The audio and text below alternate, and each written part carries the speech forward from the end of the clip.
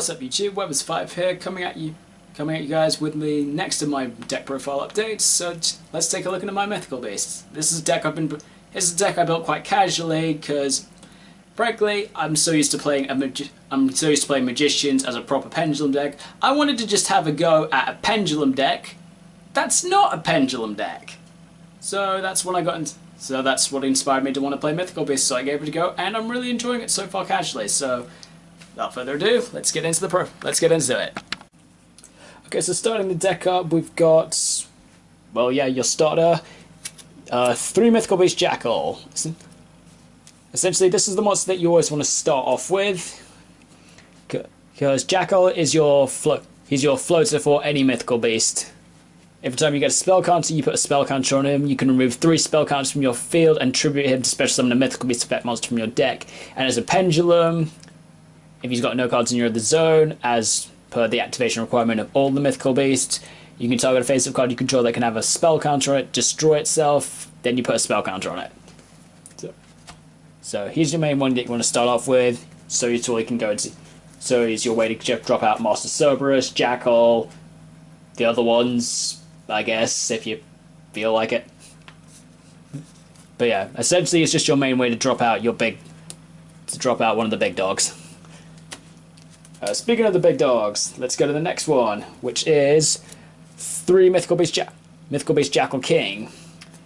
Is your way to combo with Master Cerberus to get him out of your extra deck.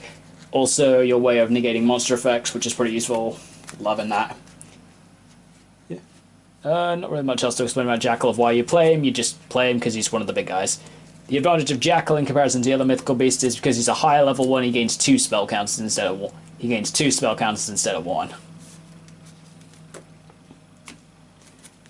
Next, the boss monster of the deck. 3 copies of Master Cerberus. As a scale, he's your roser for any one of your Mythical Beast monsters. So you're pretty ready to set up, and then as a monster, like Jackal King, because he's high level, he gains 2 counters instead of 1. And by removing, if you got 4 more counters on your field, he can't be destroyed by card effects. And since you used a lot of support and since as the pure deck you use a lot of support to get spell counters, he's usually it's probably nice. I'll get into more about how to keep him protected later, but the idea would be try and get the 4 spell counters on your field first before you want to drop Master Cerberus. Yeah. And then you can just try and abuse his effect of using 4 spell counters to banish stuff.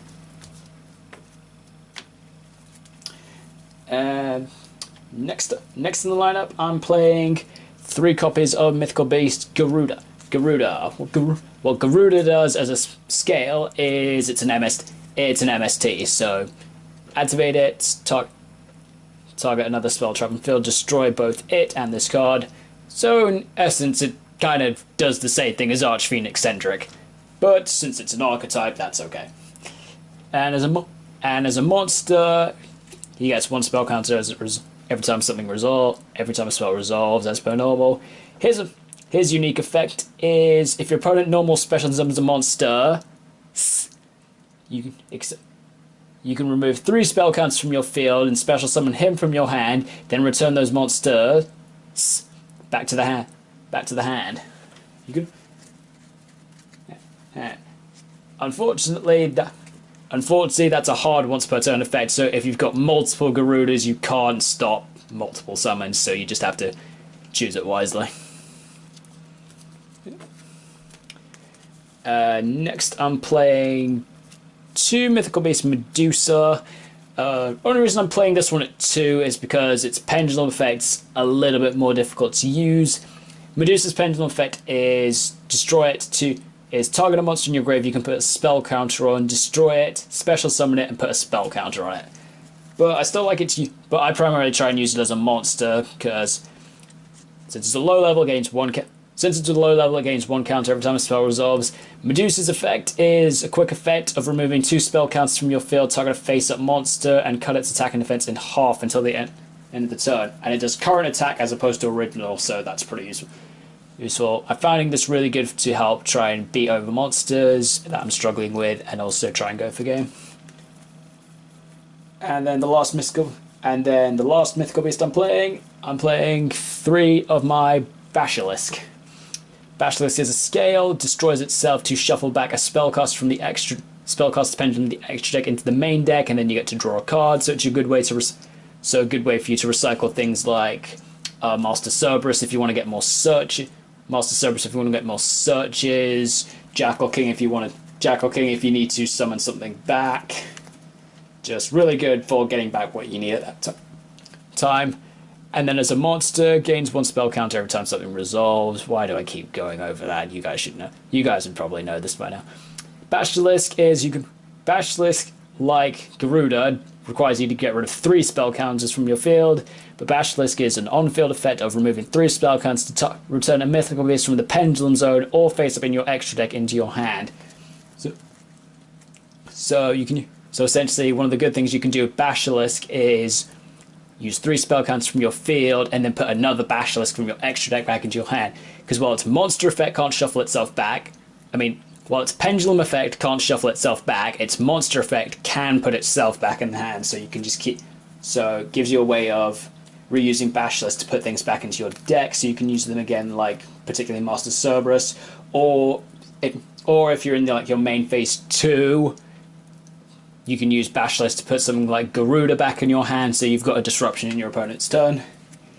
Basilisk, I'm also running at 3 because he's got the highest attack of the main deck of the low-level main deck mythical beasts.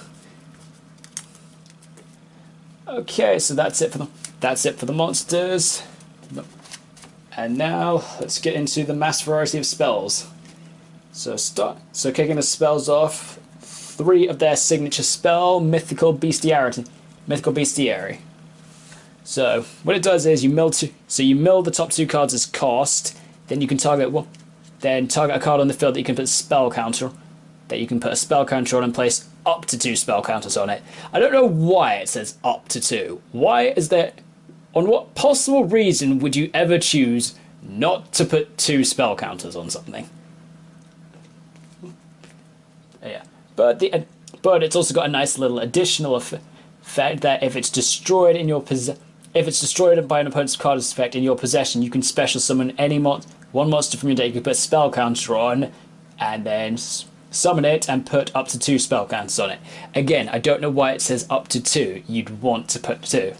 So if you're in a desperate position that you need some spell counters to do something, you can activate it from your hand.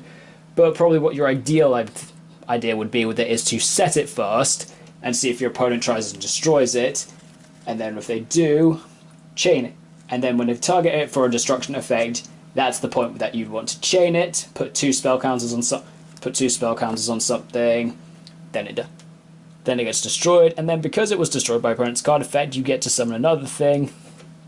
So yeah, pretty useful like that. Really good way of baiting things like MST if you're worried about those. Next, playing 3 Power of the Guardians. It's an equipped spell that if an attack is declared involving the equipped monster, you place a spell counter on it. The equipped monster gains 500 attack and defense for each spell counter on the card, and if the equipped monster would be destroyed by a card effect, you can remove a spell counter from your field instead.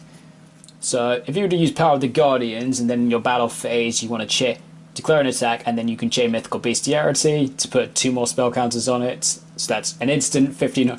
So that's like an instant 1500 boost if you're trying to push the game, which is really good. Next playing another one of the main cards in the deck. 3 Magical Citadel of Endymions. This field spell gains a spell counter every time a spell resolves. As an added bonus, if a card with a spell counter is destroyed, you get to move all of its spell counters over onto your Citadel so they don't get put to waste. And once per turn, if you activate an effect by removing a spell counter from your field, you can remove it from your Citadel instead.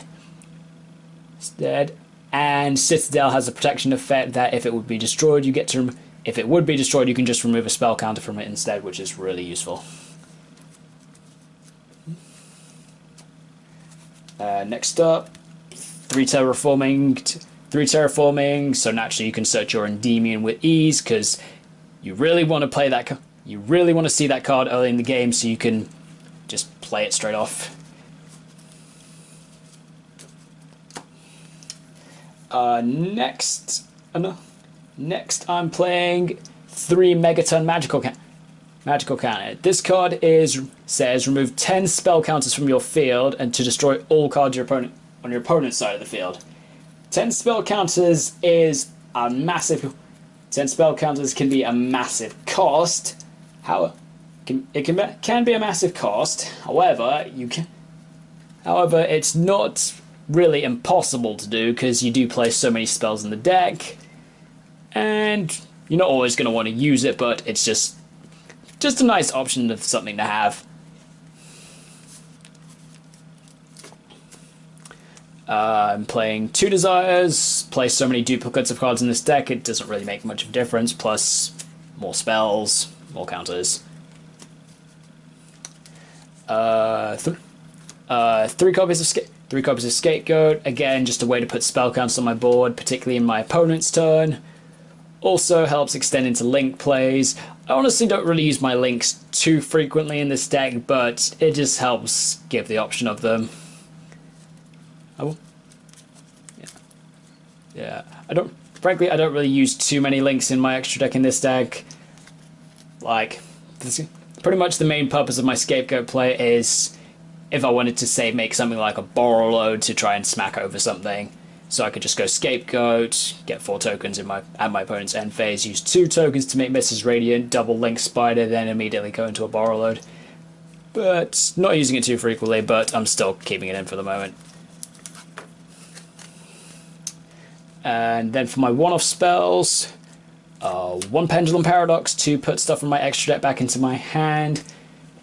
They're all the same scale, so easy to use. Particularly another good way for me to get a Basilisk back into my hand if I want to put even more stuff back. 1 Raigeki to board wipe, to spell. And 1 Upstart, because just a bit of draw power. Okay, so yeah, that's the Mythical Beast deck profile. Hope you guys like it. Leave comments in the description. Feel free to ask questions about why I'm playing certain things, if there's anything you feel I should be trying, any idea.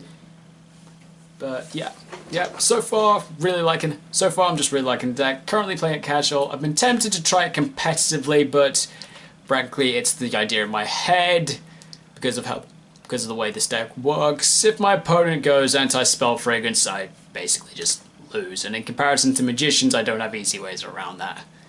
But yeah, I'm liking it so far, loving it as a casual deck. If you guys would like to see me try more of it, just let me know and I'll give it a go. And I'll see you next time.